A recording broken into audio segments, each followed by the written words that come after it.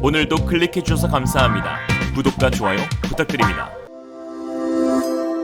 Realism. 한국은 명실상부 4차 산업을 주도하는 선진국가. 한국이야말로 동아시아에서 유일한 선진국. 제4차 산업은 정보통신기술의 융합으로 이루어지는 차세대 산업혁명입니다. 초기 산업혁명 이후 네 번째로 이 혁명의 핵심은 빅데이터 분석, 인공지능, 로봇공학, 사물인터넷, 무인운송수단, 3D 프린터, 나노기술과 같은 7대 분야에서 새로운 기술 혁신입니다. 시대는 빠르게 변화하고 있으며 새로운 기술의 선점에 국가의 모든 역량이 달려있다고 봐도 무방합니다. 여기에 우리나라가 전 세계 산업계 가운데 4차 산업혁명을 주도하고 있다는 데이터가 나와 놀라움을 주고 있습니다. 올해 2월 유럽 특허청은 특허와 4차 산업혁명, 데이터 주도 경제를 가능하게 하는 글로벌 기술 트렌드 보고서를 발간하면서 2000년부터 2018년 사이 전 세계 4차 산업 관련 국제 특허 패밀리 IPF를 조사한 결과 우리나라의 기업인 삼성전자가 특허 보유량 1위를 차지한 것으로 밝혀졌습니다. IPF는 전 세계 특허청 중 2곳 이상의 특허 출원한 고부가가치 발명을 뜻하는데 EPO에 따르면 2018년 한 해에만 4만 개에 달하는 신규 IPF가 출원되었습니다. 이는 전 세계 특허 활동의 10%가 넘는 규모로 그만큼 IPF에 대한 글로벌 업체들의 경쟁이 치열해지고 있음을 뜻한다는 이야기입니다. 이 중에서 삼성전자가 4차 산업혁명 관련 기술로 1만 2천 개가 넘는 IPF를 출원해 1위를 차지했습니다. EPO는 이는 2000년부터 2018년까지의 4차 산업혁명 관련 전체 발명의 4.6%에 해당하는 압도적인 수치라고 전했습니다. 2위는 웬일 일본의 소니가 차지했는데요. 소니는 6,401개를 기록했는데 1위인 삼성과의 차이는 무려 6,000개로 한참 밀려 있습니다. 3위도 한국 기업인 LG전자로 6,290여 개의 IPF를 출원했습니다. 보고서는 삼성전자와 LG전자의 IPF 출원수에 최근 가파른 증가세에도 주목했습니다. EPO가 2000년에서 2009년, 2010년에서 2018년까지 기업 순위를 구분한 결과에 따르면 두 기관 모두 1위에 오른 삼성은 전체에서 차지하는 비중이 2.8%에서 5.2%로 상승했습니다. LG전자는 2000년에서 2009년엔 17위였지만 2010년에서 2018년엔 2위로 순위가 크게 뛰었습니다.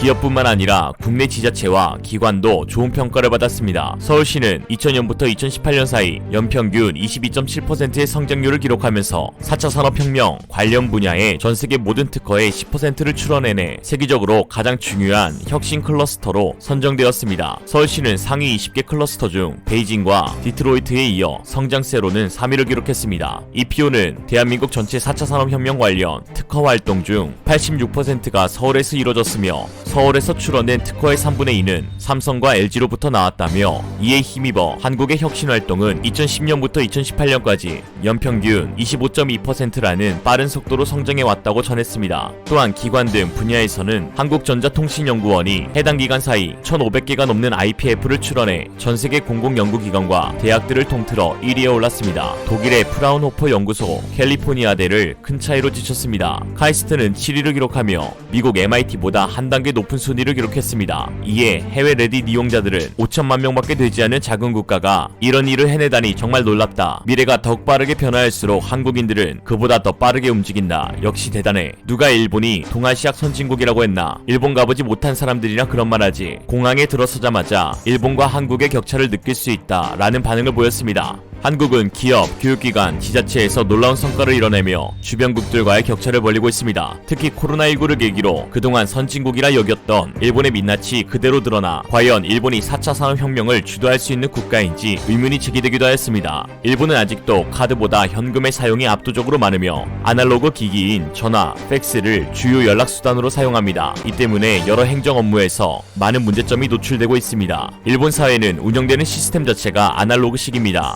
식당과 슈퍼마켓 등 일상생활과 밀접한 많은 장소에서 카드 결제기가 없는 경우가 많죠. 이 때문에 일본인들의 필수품은 동전을 넣고 다니는 동전 지갑입니다. 일본 여행을 가보신 분들은 아시겠지만 넘쳐나는 동전 때문에 짜증이 이만저만 아닙니다. 카드가 안 되는 것도 답답한데 긴 대기줄에서 동전을 하나씩 꺼내며 이치, 니, 상, 스 이러고 있는 모습을 보면 화가 솟구쳐 몸이 바들바들 떨립니다. 일본의 지진이 많은 게 환태평양 지진대가 일본인의 답답함에 폭발해서 생긴 것이 맞는 것 같습니다. 일본의 회사는 거의 거래처의 업무 상대에게 몇 시쯤 전화를 할지 미리 이메일을 보낸 뒤에 전화를 하는 것이 관행입니다. 이메일로 업무에 관한 내용을 보내고 똑같은 내용을 팩스로 한 번 더 보내기도 하죠. 코로나가 좀처럼 줄지 않고 있는 일본은 신속한 업무 처리를 위해 온라인으로 재난지원금 신청을 받았지만 43개 기초지방자치단체의 대다수의 직원들이 프로그램을 다루지 못해 오히려 더 느려졌다며 아예 온라인 신청 접수를 중단하고 우편 신청만 받겠다는 보도가 나오기도 하였습니다. 또한 도쿄도는 코로나19 사태가 터진 이후 복지보건국에 설치된 수신 전용 팩스 한 대로 관내 31곳의 보건소로부터 확진자 정보를 받아 취합해 매일 공표했는데 이 과정에서 손으로 종이에 적어 보내는 보고 내용이 제대로 전달되지 않거나 의료기관과 확진자를 관할하는 보건소로부터 중복으로 보고받는 사례가 더해져 100건이 넘는 착오가 생기기도 하였습니다. 그 뒤 일본 네티즌들은 국가가 IT 활용에서 뒤처진 것에 대해 자성하고 비판하는 글을 쓰기도 하였습니다. 특히 그 중에는 이런 글도 있었는데요. IT 담당 대신 과학기술 담당상은 도대체 무엇을 하는가? 이것은 정보 시스템의 구멍투성이라는 이야기다. IT 담당 대신은 제대로 일하지 않으려면 월급을 반납하고 낙향하시라 라고 하였습니다.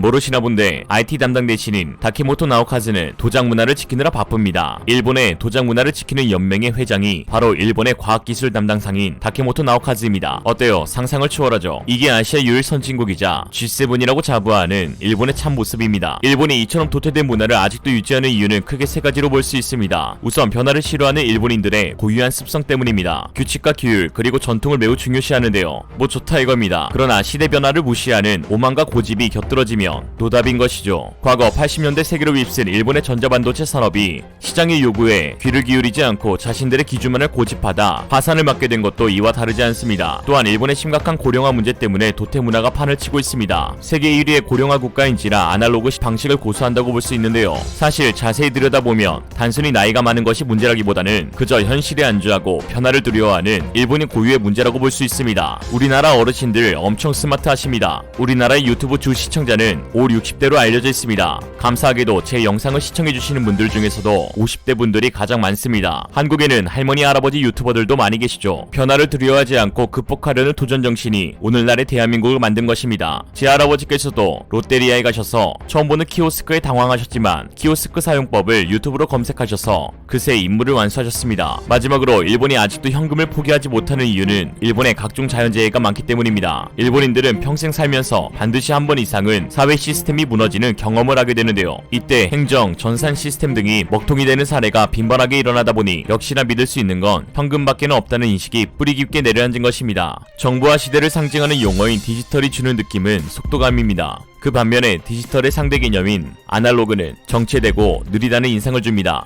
세상은 이미 4차 산업으로의 진입이 이루어졌고 먼저 선점하는 국가가 앞으로의 미래를 주도하게 됩니다. 디지털 문맹국인 일본이 아직도 자국이 선진국이라 착각하는 모양새가 참 우습고 딱해 보일 지경입니다. 그런데 그걸 일본이 모르는 것은 아닙니다. 아는데 안 되는 것이죠. 안 되는 건 아무리 말해봐야 소용없습니다. 스가 요시대 일본 총리도 부임 이후 자신의 개혁 첫 과제로 사회에 매우 뿌리 깊은 도장 문화 퇴출에 나서기도 했습니다. 그러면서 도장 문화 퇴출시키는 안건에 도장 찍겠죠. 우리나라가 4차 산업혁명을 주도하는 국가인 것은 우리나라 역량이 그만큼 뛰어난 것도 물론이지만 우리 옆나라인 일본과 중국이 유사국가 수준에서 벗어나지 못하여 더욱 부각되는 것도 있습니다. 중국은 일본보다 상황이 더욱 심각합니다. 왜냐하면 중국의 4차 산업은 사기 또는 사망이기 때문입니다. 제2의 테슬라라며 4차 산업 기술인 드론 개발 업체로 기대를 모았던 중국 기업 이항은 사기 논란에 휩싸이면서 많은 투자자들의 뒤통수를 쳤습니다. 울프팩 리서치에 의해 낱낱이 밝혀진 이항의 실체는 참담했는데요. 페이퍼 컴퍼니 쿤시항을 통해 가짜 매출을 만들어냈는데 쿤시항은 사무실 13층에 위치해 있다고 하였지만 그 건물은 11층밖에 없는 건물이었습니다. 실제 현실을 가상현실로 만들어버리는 중국 4차 산업 클래스.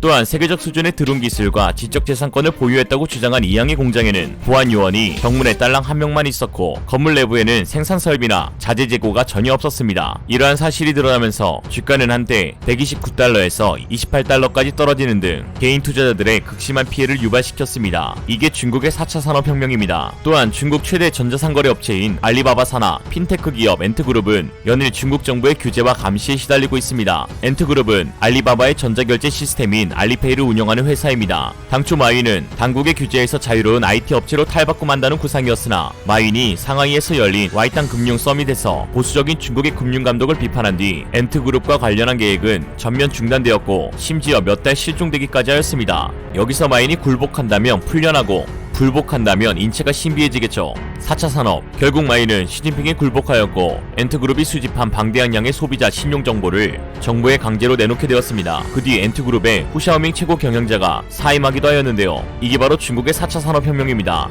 주변국의 삽질 덕분에 한국은 가만히 있어도 아시아 최고 첨단 국가이자 유일한 선진국 반열에 오르겠지만 이게 또 한국인들은 가만히 있질 않습니다. 두려움 따윈 사치로 여기며 끝없는 도전과 혁신으로 세계 1위를 향해 달려갈 것입니다. 실패를 맛본 사람은 자만하지 않습니다. 과거 일본의 침략과 중공의 남침으로 전쟁과 분단이라는 뼈아픈 고통을 겪은 한국은 이제 경제대국으로의 성장으로 통쾌한 복수국을 그려나가고 있습니다. 이상으로 리얼리즘이었습니다. 여러분의 생각은 어떠신가요? 현명하고 지혜로운 여러분의 의견을 지금 댓글에 남겨주세요. 감사합니다.